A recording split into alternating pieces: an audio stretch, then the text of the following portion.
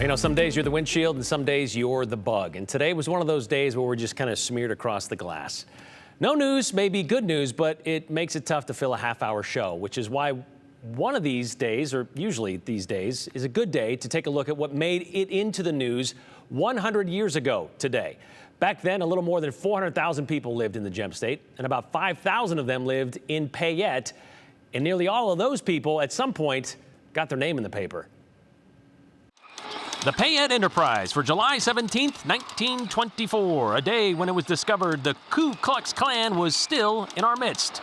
They were revealed when minions of the law, that'd be Payette police officers, heard an overhead explosion, followed by a burning of a cross from the top of Klan Hill. Yeah, Klan Hill existed because, well, Payette was host to the Klan Conclave the month before, and apparently members were still sticking around.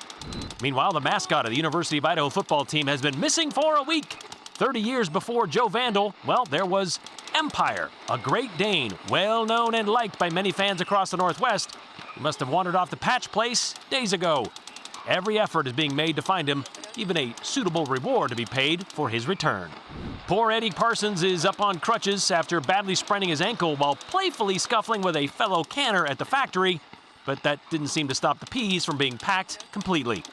Meanwhile, Bert Moss bragged about how long it took him to drive his Buick from Portland to Payette. Said he ate breakfast in Portland and then supper in Payette 16 hours and 10 minutes later. And finally, modern maids aren't willing to take chances. When a large class of college girls were asked what it would take to marry a man, none volunteered for less than $3,000 a year.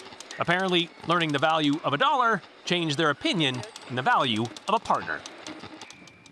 Okay, so we're not sure if they found Empire, the Great Dane mascot of the Vandal football team, but we do know while the Vandal moniker was first made known in 1917 by a writer for the school paper 7 years prior, it was adopted as the nickname for all teams in 1921. So the Vandal was there. However, they just stuck with the Great Dane, I guess, for a few years, because the mascot of Joe Vandal, well, that didn't come about until 1956, when Bill Curry came onto the sideline clad in a homemade mask.